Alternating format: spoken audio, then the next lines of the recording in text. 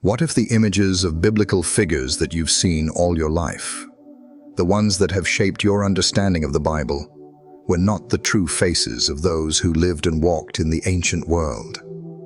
What if the Jesus, the apostles, and other biblical figures that we have come to know through centuries of art were reimagined in ways that remove their cultural context, erasing the very truth of their origins? What if Europe, over centuries, rewrote the faces of the Bible to reflect its own ideals, its own power, and its own agenda? What would this mean for our understanding of the faith and its origins? The reality is that much of what we've come to accept as the true image of biblical figures is actually a product of European influence, which began centuries after the life of Christ. It wasn't always this way.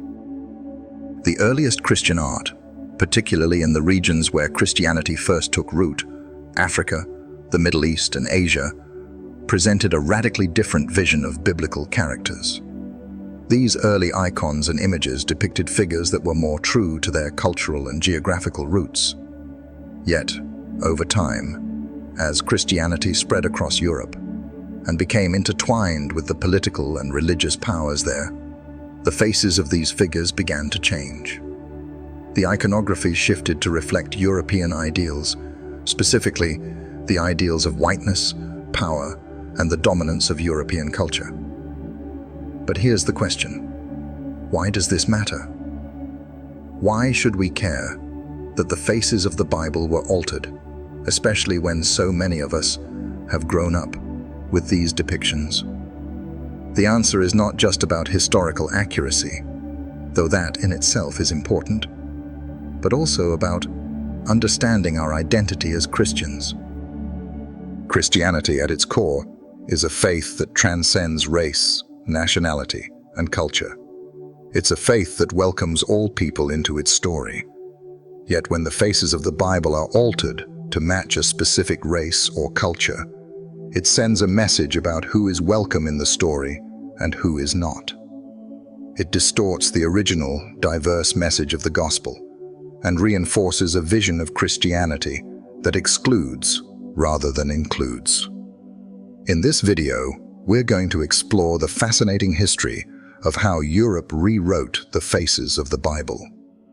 We'll look at how early Christian art, created in Africa, the Middle East, and Asia, depicted biblical figures in ways that reflected their true identity. We'll examine how the Europeanization of Christianity and the political and cultural forces that accompanied it shifted these images, replacing the diverse, multi-ethnic reality of the early church with a more homogeneous, Europeanized version of Christianity. We'll dive into the oldest icons and artworks that have survived through the centuries, showing how they tell a completely different story. A story of diverse, multi-ethnic, and culturally rich depictions of biblical characters. The reason we're delving into this is not just out of historical curiosity. It's because this journey has profound implications for us today. The images we use to represent biblical figures shape our faith, our identity, and our understanding of God's kingdom. When the faces of biblical figures are made to fit a particular race or culture, it distorts the inclusive, global nature of the gospel. But when we look at the oldest icons, when we uncover the true diversity of the Bible's characters, we rediscover the richness and depth of the gospel message. We reconnect with the roots of the faith, a faith that was always meant to be global, to unite people from every nation, tribe, and tongue under one God. In this video, we'll trace the journey of Christianity through art and culture, from the earliest depictions of biblical figures in North Africa and the Middle East to the Europeanized versions we see in many churches today. We'll uncover how these changes occurred and why they matter. And ultimately, we'll explore what it means for us to embrace a truer, more inclusive understanding of the Bible's characters and how this can transform the way we live out our faith in a diverse, interconnected world. So I invite you to journey with me through time and across continents. Let's look at the faces of the Bible, not as they were rewritten, but as they were originally intended to be seen. Faces of diversity, unity, and hope, reflecting the kingdom of God in all its glory. From the very beginning, the role of art in Christianity has been pivotal in communicating the gospel, educating the faithful, and shaping spiritual identity. For centuries, the church relied on visual representations to teach the stories of the Bible, as many early Christians were illiterate. Art was not merely decorative. It was a tool for spreading the message of Christ to a vast audience. Think about it.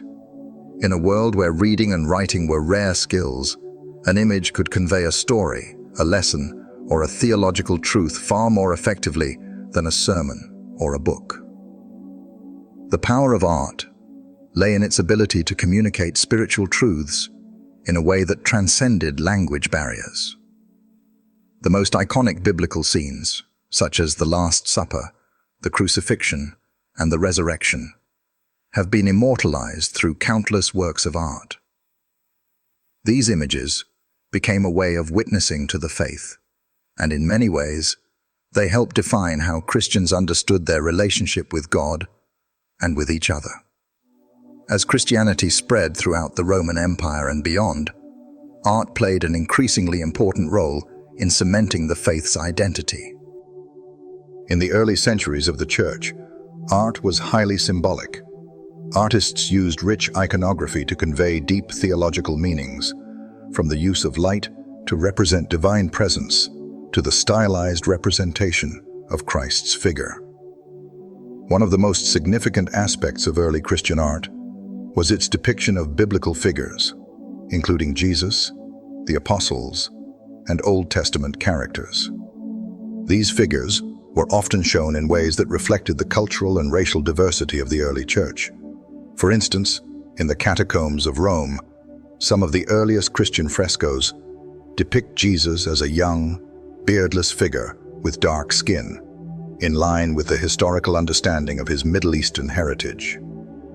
These early representations were far from the images we recognize today, but they were integral in shaping the identity of the church and in establishing a visual narrative of the faith. However, as Christianity moved from being a persecuted sect to the official religion of the Roman Empire under Emperor Constantine, the role of art began to change. Constantine's conversion to Christianity and the subsequent Edict of Milan in 313 AD legalized the faith and allowed for the building of churches and the creation of religious artworks on a much larger scale. As the church became more powerful, it needed to standardize its image and its message. This process of standardization wasn't just theological, it was cultural and artistic as well. The church began to encourage artists to adopt certain conventions for representing sacred figures, leading to a shift away from the more varied and diverse representations of the early Christian period. Artists were now expected to portray biblical figures in ways that conformed to the accepted norms of Roman culture. The political and cultural implications of this shift are profound.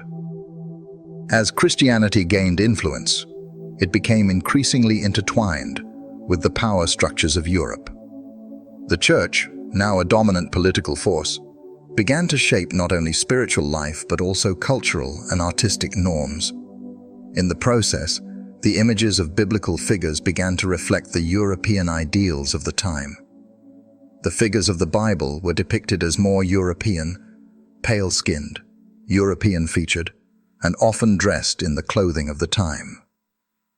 This new artistic representation was not just an aesthetic choice, it was a political one. It aligned the sacred narrative with the dominant European culture, making it easier for the church to assert its authority across the continent. These images were no longer reflective of the original historical and cultural context in which the biblical events took place. Instead, They reflected the cultural context of Europe, where the majority of the church's power lay.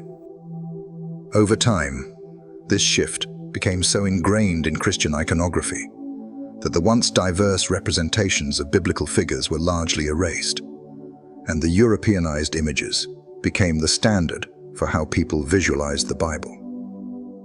The impact of this shift cannot be overstated. By making the biblical figures resemble European ideals, the Church inadvertently created a narrative where the faith appeared to be rooted in a European context rather than a Middle Eastern one. This reimagining of biblical figures also contributed to the racialization of Christianity, where people of European descent were more easily able to identify with the faith and its leaders. The messages of inclusivity, diversity, and unity that are so central to the Christian faith were obscured, and in many ways, this created an implicit hierarchy, where those outside of the European norm were made to feel less connected to the biblical story. This transformation wasn't limited to visual art. Over time, the theology and teachings of the Church became deeply influenced by these artistic depictions, and in some cases, these depictions began to shape the theological understanding of God, Christ, and the saints. This shift had far-reaching consequences for how Christianity was practiced and understood across Europe, and eventually, the world. The portrayal of biblical figures as European reinforced a perception of Christianity as a Western religion, further distancing the faith from its Middle Eastern and African origins. The implications of this shift were not only theological, but also social and political. For centuries, Christianity was used as a tool of European imperialism. The image of a white European Christ was imposed upon the people of Africa, Asia, and the Americas through colonialism, where European powers sought to convert indigenous populations to Christianity. These images reinforced the idea that Christianity was a religion of European civilization, and that people from other racial and cultural backgrounds needed to adopt European values and aesthetics to be part of the Christian faith. In this way, the erasure of the true diversity of biblical figures became intertwined with the spread of European colonialism, as the faith was used to justify the domination and assimilation of other cultures. But this is where we need to pause and take a step back. The image of a white Jesus, or a white Mary, or the white apostles, is not the true face of the biblical narrative. These depictions are not based on the actual historical and cultural reality of the people in the Bible. Instead, they are reflections of a specific cultural and political agenda. When we take a closer look at the oldest icons and artwork from the early church, we begin to uncover a much richer, more diverse picture of biblical figures. The earliest Christian art, as I mentioned, came from regions like Egypt, Ethiopia, and the Middle East. In these places, the figures of the Bible were depicted as Middle Eastern, African, and Mediterranean. The faces of Jesus, the apostles, and other biblical figures were often portrayed with darker skin tones, curly hair, and features that reflected their cultural context. These depictions were not incidental. They were deeply connected to the faith and identity of the early Christians, who were living in a diverse, multi-ethnic world. As we explore the oldest icons and images of biblical figures, we see a reflection of the Church in its truest form, a global, inclusive faith that reaches across racial and cultural boundaries. This was the original vision of the Church, and these depictions remind us that Christianity has always been a faith for all people, not just for Europeans. The message of the gospel was always meant to transcend race and culture, to bring people from all backgrounds together under the banner of Christ. The earliest icons speak to this truth, offering a vision of the Church that is diverse, unified, and deeply rooted in the global nature of God's kingdom. In the next section, we will delve deeper into these early icons and artworks, exploring the diversity of biblical depictions in the first centuries of Christianity. We'll uncover the stories of how these images were created and how they reflect the true, diverse nature of the Christian faith.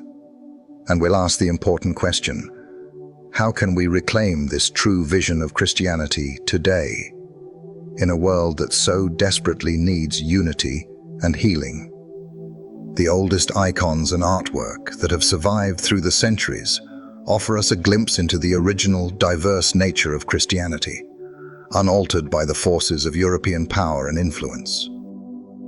These ancient works of art show a different world, a world where the figures of the Bible were depicted in a way that was true to their cultural and geographical roots. In the catacombs of Rome, in the desert sands of Egypt, and in the ancient churches of Ethiopia, we find images of biblical figures that look very different from the sanitized, Europeanized depictions we're familiar with today. One of the most profound examples of this can be found in the early Christian art of the catacombs in Rome. These catacombs, which date back to the 2nd and 3rd centuries, contain some of the earliest known Christian frescoes. In these paintings, we see Jesus depicted not as a tall, white man with flowing hair, but as a youthful, beardless figure with dark skin, in line with the physical features of the Mediterranean and Middle Eastern regions from which he came. These depictions were not only more historically accurate, but they also reflected the diversity of the early Christian community. Christians in the Roman Empire came from a variety of ethnic backgrounds, including Jews, Gentiles, Greeks, Romans, and many others from Africa and Asia. These early Christian artists didn't just depict a universal idealized figure. They depicted a Jesus who belonged to the world in which he lived. In Ethiopia, we see even more striking examples of early Christian art that are remarkably different from the European-centric depictions that became widespread in later centuries. Ethiopia has a long and rich Christian heritage, and its ancient artwork reflects the diversity of its people. Early Ethiopian icons of Jesus and the Virgin Mary often show them with distinctly African features: dark skin, broad noses, and tightly curled hair.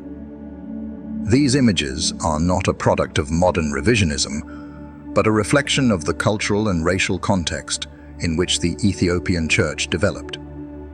Ethiopia was one of the first nations to officially adopt Christianity, and the images that emerged from this region were deeply connected to the identity and history of its people. The art in Ethiopia's ancient churches, including the famous rock-hewn churches of Lalibela, presents a picture of Christianity that is rooted in Africa, a continent that has been a major part of Christian history since the beginning. Perhaps one of the most fascinating aspects of early Christian art is the way it depicts biblical figures with such diverse physical characteristics. The iconography of early Christianity was not bound by the constraints of racial and cultural homogeneity. Figures like Moses, Joseph, and the apostles are shown in a variety of ways, depending on the region and culture in which the artwork was created. In the Middle East, for example, many early icons depict these figures with Semitic features, reflecting their Jewish heritage.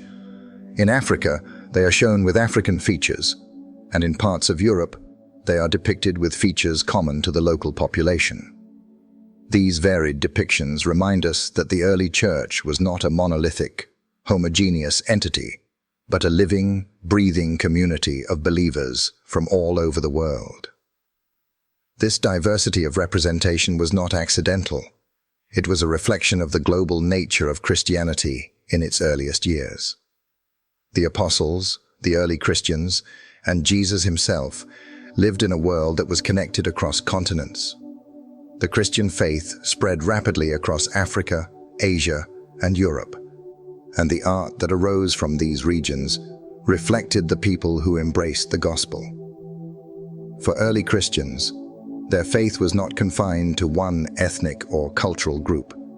It was a universal faith, transcending race, language, and culture.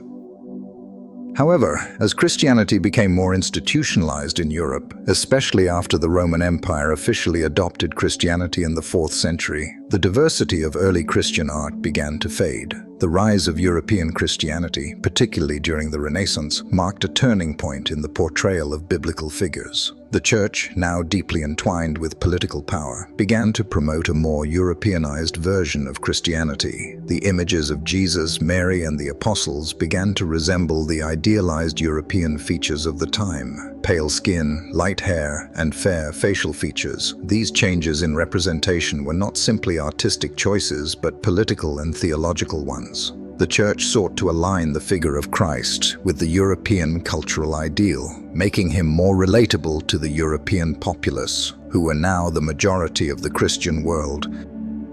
The shift from diverse, culturally specific depictions of biblical figures to more Europeanized images was not just a matter of artistic preference, it was a deliberate attempt to reshape the identity of Christianity. As European powers began to dominate the global stage through colonization, the Church became an instrument of European imperialism. The Church, in many cases, justified the domination of non-European peoples by promoting a Christianity that reflected European values and norms. The white European Jesus became a symbol of both spiritual and political power, reinforcing the idea that Christianity, and by extension civilization, was a European construct. This shift had lasting effects on the global understanding of Christianity. The images of Jesus and the apostles that became widely circulated throughout Europe and later the world no longer reflected the historical and cultural realities of the biblical figures. Instead, they reflected the racial and cultural ideals of Europe. The impact of this shift can still be felt today, particularly in how people of color relate to the Christian faith. When the faces of the Bible are painted to resemble one specific race or culture, it creates an implicit barrier for people of other racial and ethnic backgrounds who may feel excluded from the biblical story. This is why it's so important to reclaim the truth of the Bible's diversity, to restore the images of the early Christian figures as they were originally depicted in the art of the time. The truth is that Christianity's roots are deeply intertwined with Africa, the Middle East, and Asia. The earliest Christian communities were diverse, and their artwork reflected this. By revisiting these oldest icons and images, we can begin to reclaim the true faces of the Bible, faces that reflect the global, multi-ethnic nature of the Christian faith. We can begin to see Jesus, Mary, and the apostles not as Europeanized figures, but as the people they truly were. Individuals deeply embedded in the diverse cultural and racial tapestry of the ancient world. Reclaiming this historical truth is not just about historical accuracy, it's about restoring a more inclusive vision of Christianity, one that recognizes the full scope of its global roots. As we explore this deeper, we'll discover how this understanding of biblical diversity can change the way we live out our faith today. The Church is called to be a community of believers from all nations, tribes, and tongues, and embracing the diversity of biblical figures is a powerful step toward reclaiming the inclusive message of the gospel. In the next section, we'll delve into how early Christian art, particularly from Africa and the Middle East, depicts biblical figures in a way that aligns with the true diversity of the Church. We'll explore the historical context in which these images were created and uncover the ways in which they reveal the global, inclusive nature of the Christian faith. This exploration will not only open our eyes to the beauty and richness of early Christian art, but will also remind us of the diverse people who have carried the message of Christ throughout the centuries. As Christianity began to spread across Europe, it was clear that the imagery used to convey biblical stories was shifting to fit a European ideal. The Renaissance, particularly, marked a critical moment in this transformation, as the Church and the emerging European aristocracy saw an opportunity to create a more cohesive, authoritative narrative of Christianity that aligned with their political and cultural ambitions. Art became a vehicle not only for religious teaching, but also for cementing the cultural dominance of Europe. In the 5th to 15th centuries, Europe underwent a series of dramatic political and religious shifts, including the rise of the Holy Roman Empire and the establishment of a more centralized papacy. These events set the stage for the emergence of a Europeanized image of Christianity, and the artistic traditions that were developed during this time reflected this new reality. As the Church expanded its influence, art became a way to communicate its power to the masses, particularly the peasants and the illiterate, who could not read Scripture. Through paintings, sculptures, and stained glass windows, biblical stories were brought to life in the Church, becoming a critical tool for evangelism and religious education. However, these depictions were not necessarily accurate reflections of the characters in the Bible. Rather, they were idealized, Eurocentric portrayals that reflected the cultural norms of the time. During this period, the image of Christ, in particular, began to take on a distinctly European form. Jesus was portrayed with fair skin, light hair, and European features, in stark contrast to the way he would have actually appeared in his historical and geographical context as a Middle Eastern Jewish man. This change was not arbitrary. The image of Christ began to mirror the aristocratic European ideal, which reflected the prevailing social structures of the time. By making Christ more relatable to European rulers and their subjects, the Church reinforced the idea that Christianity was a religion of the Western world, one that was more easily accepted by European society. This transformation in the portrayal of Jesus was part of a broader effort to normalize the religion for a European audience, solidifying the notion that Christianity belonged to European civilization. The focus of the Church's artistic output became less about the historical, cultural, and geographical realities of the Bible, and more about what would resonate with the European masses, especially those in power. But these artistic shifts didn't stop with the image of Christ. Other biblical figures, from the Virgin Mary to the apostles and saints, were also transformed to fit European standards. Mary, once depicted in early Christian art as a woman who could reflect the diversity of the Christian world, was now shown with pale skin, fair hair, and European features. The apostles, similarly, were reimagined in the likeness of the artists and their contemporaries.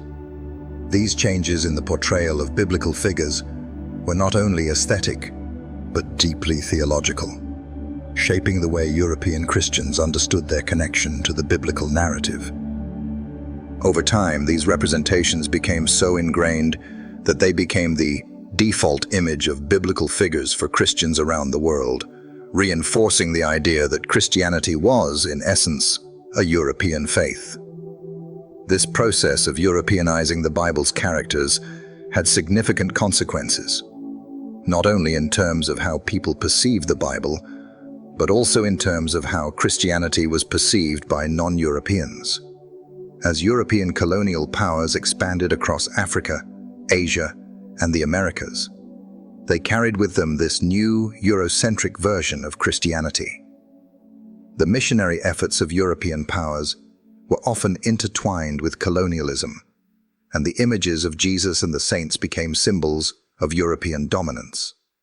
In many cases, indigenous populations were forced to accept the Europeanized images of biblical figures as part of their forced conversion to Christianity. These images, which had been distorted to reflect European ideals, became a tool of colonial oppression.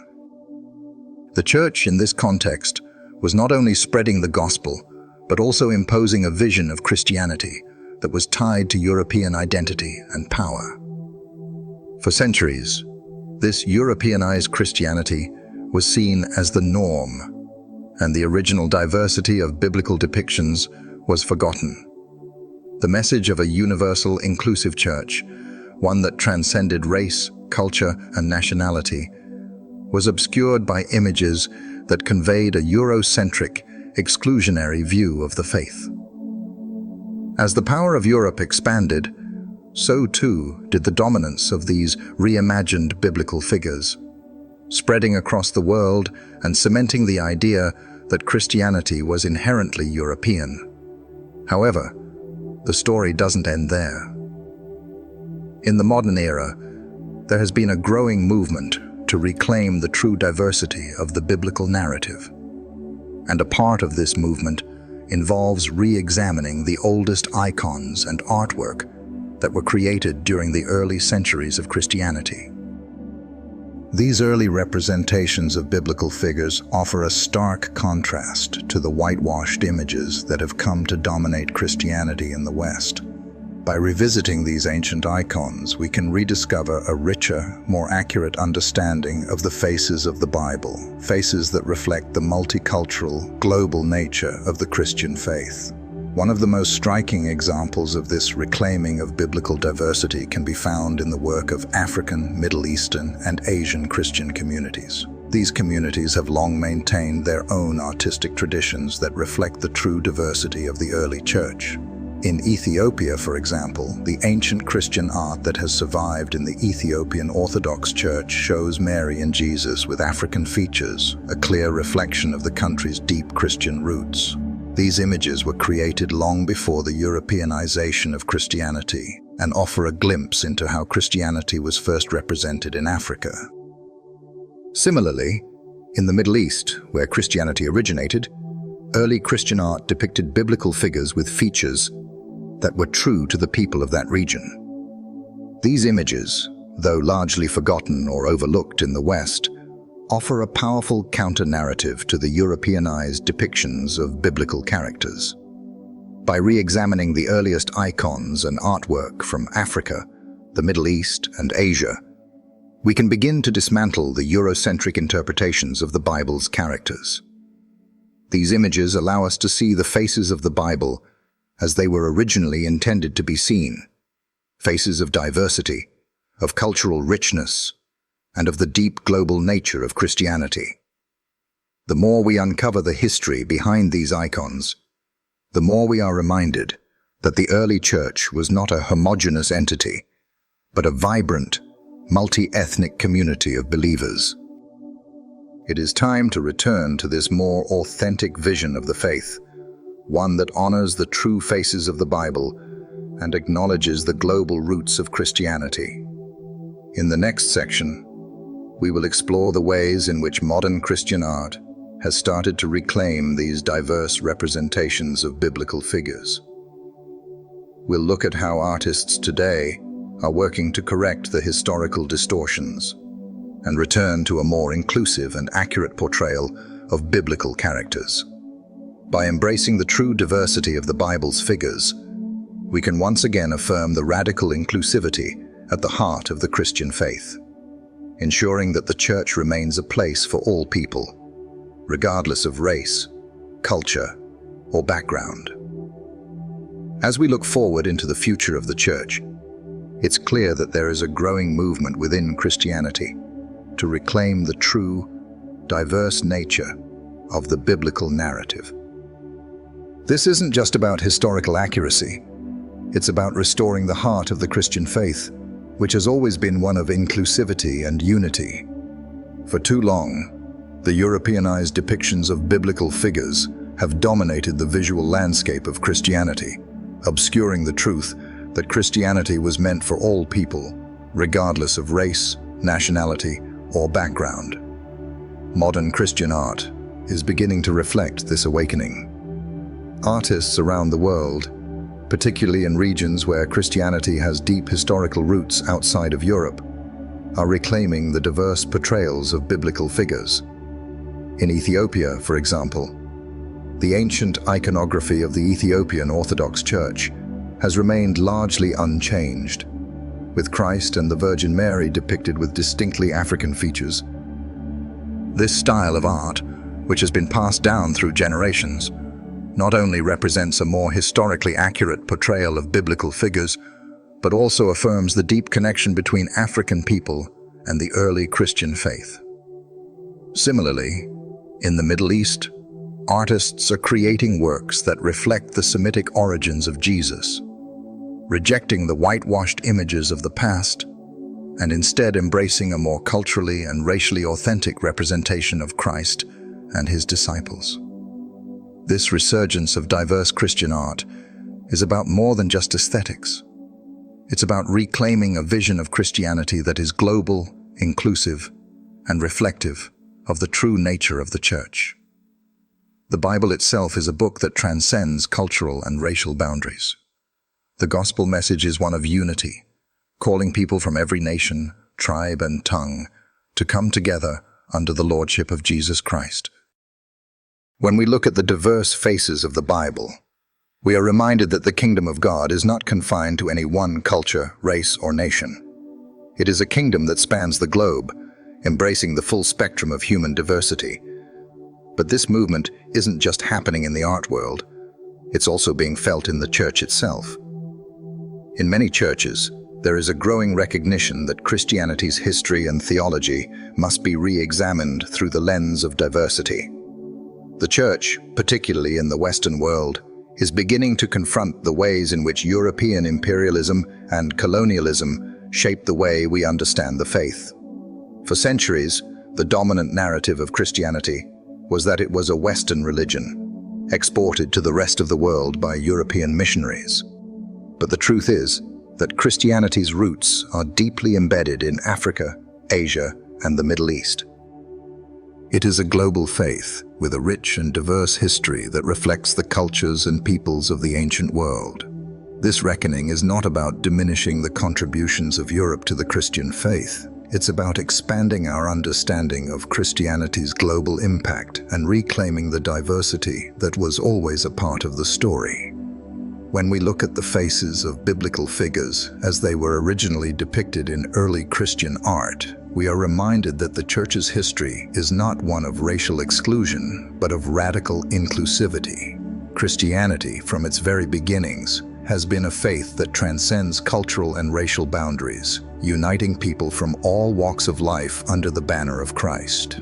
In reclaiming the true diversity of biblical figures, we also open the door for a more inclusive global vision of the Church today. Christianity, at its heart, is about love and unity. It's about embracing the other, the stranger, and the marginalized. When we recognize the full diversity of biblical figures, we are reminded that the gospel message is for everyone, everywhere. The face of Christ is not just a European face. It is the face of every person, every race, and every nation. The more we embrace this truth, the more we become a reflection of the kingdom of God here on earth. As we move forward, it's essential for the Church to embrace this vision of diversity in its theology, art, and practices. This isn't just about reclaiming the past, it's about shaping the future. The Church must be a place where all people feel seen, heard, and valued. By returning to the roots of the Christian faith, where diversity was not only accepted but celebrated, we can create a church that is truly reflective of the global nature of the gospel. The way we depict biblical figures in art, the way we teach theology, and the way we live out our faith must reflect the truth that the gospel is for all people. It's for the oppressed and the powerful, for the rich and the poor, for the black, white, and every shade in between. The gospel is for everyone, and it's time that our understanding of the Bible and our representation of its characters reflects that truth. The journey of reclaiming the diversity of the Bible is one that requires humility and courage. It requires us to confront the ways in which we have allowed cultural biases to shape our faith and our art. But it also offers an incredible opportunity to rediscover the rich, global history of Christianity and to embrace a faith that is as diverse as the world itself. It's time to open our eyes to the fullness of the gospel message, to see the faces of biblical figures as they truly were, and to embrace the radical inclusivity that has always been at the heart of the Christian faith. In the next section, we will explore the practical steps that the Church can take to embrace this vision of diversity. We will look at how we can incorporate more inclusive representations of biblical figures in art, and how we can reframe our theology to reflect the global nature of the Church. By doing so, we will begin to build a church that is truly reflective of the kingdom of God, a kingdom where all are welcome and all are included. This is the call of the gospel, and it is a call that we must answer in the Church today.